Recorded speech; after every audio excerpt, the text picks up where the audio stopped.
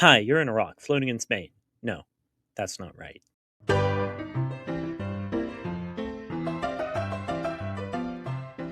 Hi, you're on a rock, floating in space. How? Just watch the free video. A long time ago, actually never, and also now, actually it's neither of those times, it's around 4 billion years ago. I'm gonna drop the Bill Wirtz aesthetic because it's way too high production for what I'm capable of. So, here's the Earth. It just formed a few 100 million years ago, and it's still very hot, but getting slightly cooler. It's covered in water, which is now cool enough to be a liquid, as well as a bunch of carbon and nitrogen and oxygen-based chemicals, not to mention a bunch of asteroids containing their own strange chemicals formed in different conditions, and you get a primordial soup, potentially containing amino acids. Eventually, amino acids floating around will bump into each other and merge and become peptides, and then those peptides will become polypeptides, and eventually those polypeptides might just become proteins. Now, this random process is going to take forever, but all we have is time, so in just 500 million short years, something finally worked. What do I mean by worked? Well, imagine this. Chemicals are bumping into each other in the primordial soup. Sometimes they change each other, but crucially, sometimes they change them into another copy of themselves. And that's the beginning and central idea of natural selection. Chemicals that are good at making copies of themselves make copies, and those that aren't are made into copies. So who's the best at making copies? It's DNA, because it knows how to boss around the protein. So it can tell proteins to make copies of it, and kind of copies of it, and tell proteins to make more proteins, and use proteins to make a body for it, which is how we ended up with Fuka. That's where all of us started from, your great-great-grandfather or grandmother. It reproduced asexually. But, of course, no matter how hard it tries to protect itself, the chemical DNA sometimes gets changed by other chemicals too, forming mutations. If these work out, they're called adaptations.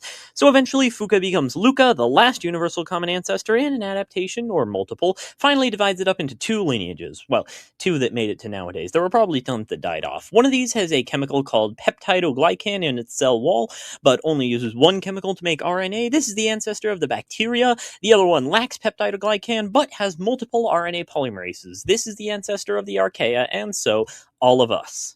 Archaeans have a bunch of confusing divergences, but the one we hang on to is the Asgardian lineage, particularly Loki, which are determined by more complex proteins and membranes, and they can wrap their DNA up around proteins to make chromosomes. The cells are bigger, newer, brighter, and they take longer to reproduce, which probably isn't a problem. Hey, guess who's back?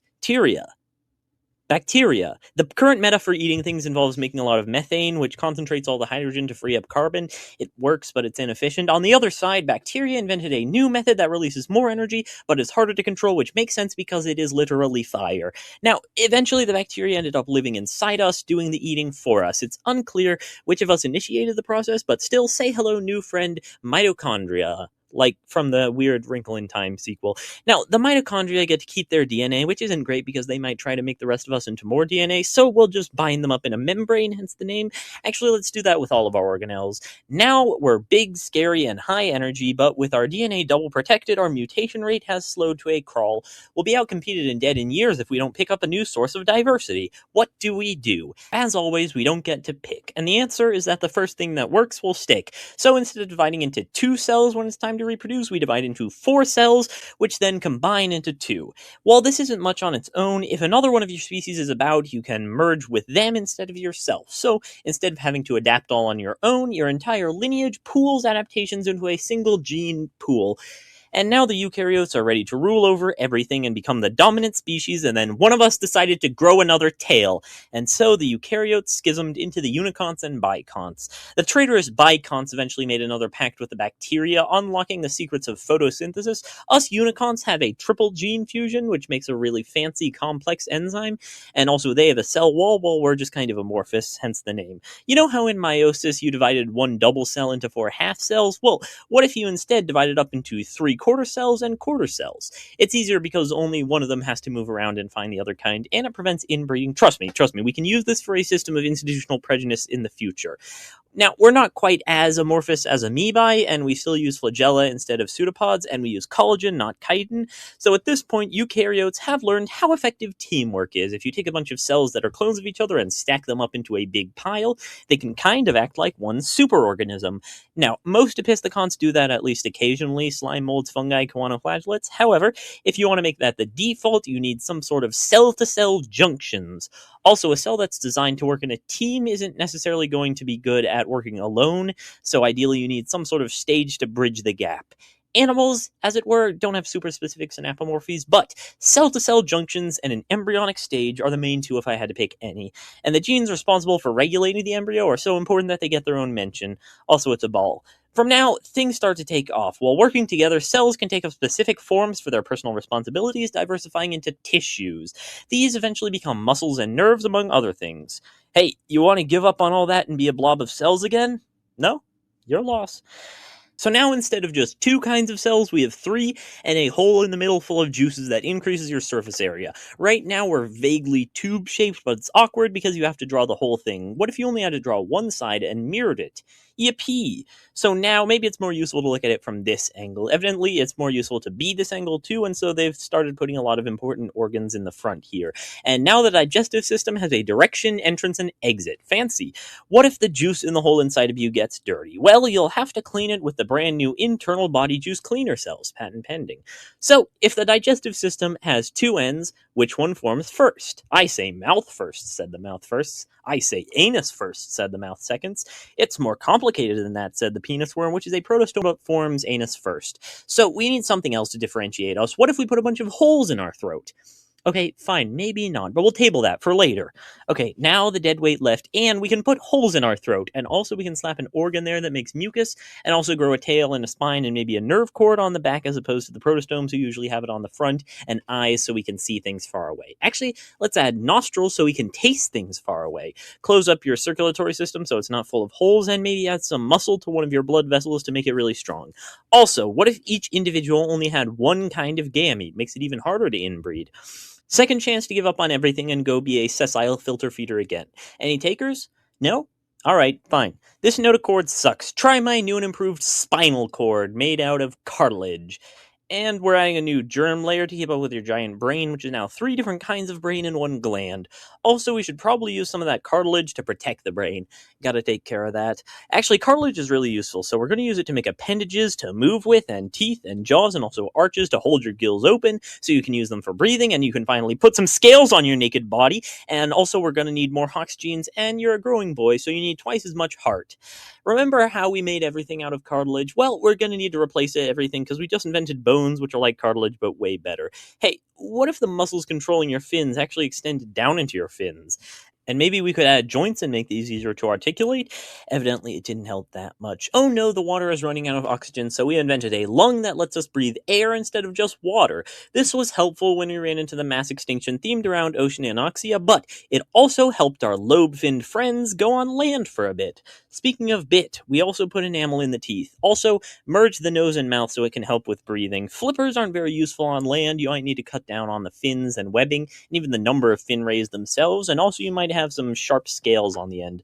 The first successful tetrapods cut down to the nice round number of 8 fingers on each hand for a total of 10 because they would have used hexadecimal.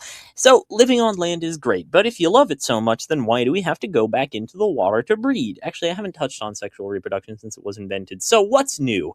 Not much. When we upgraded to multicellularism, reproduction was one of the responsibilities with its own assigned cell type, gonads, and these pretty much do the same thing, divide into 4, leave the body, and merge with another partial cell. In the past, you could do this across the bay with broadcast spawning, but the closer you are to the female, the more likely you are to be the one to fertilize her, up until the point where you've actually just put your gonopore inside the female. You could make a series of organs for this purpose, but whatever. Now the egg is safer too because it never has to leave the female. Well, it does eventually, but she can put a shell around it while it's still inside her. We can close up the gills, but there's less oxygen here on land, so we might need an extra chamber in the heart. And let's put a hole in the side of your head so that the blood can reach your brain easier. And some idiots wanted to put an extra one, and then we all laughed at them until they survived 2 extinctions and started ruling the world. Anyway, we're adding more different kinds of teeth, and also it was kind of actually a stupid idea to merge the nose and mouth, so we're growing a palate to separate them. Boobs! Now food just comes out of my chest and I can feed my babies. More importantly, our scales have slimmed down into tiny keratin bristles that keep us warm and perform sensory purposes. If they keep you too warm, you can sweat to cool down. Now, all the teeth we added probably do enough on their own so we can turn 2 of our jaw bones into ear bones. Our body gains the ability to heat itself up even without the sun, and we also added a 4th chamber to the heart. And also, I'm sick of using my cheeks to breathe, so we're adding a giant muscle that pulls the lungs open and also divides the body in half. Welcome to Mammalia, not much time left. You know, it's kinda hard to suck the milk out of the chest if you have no lips, so we added lips.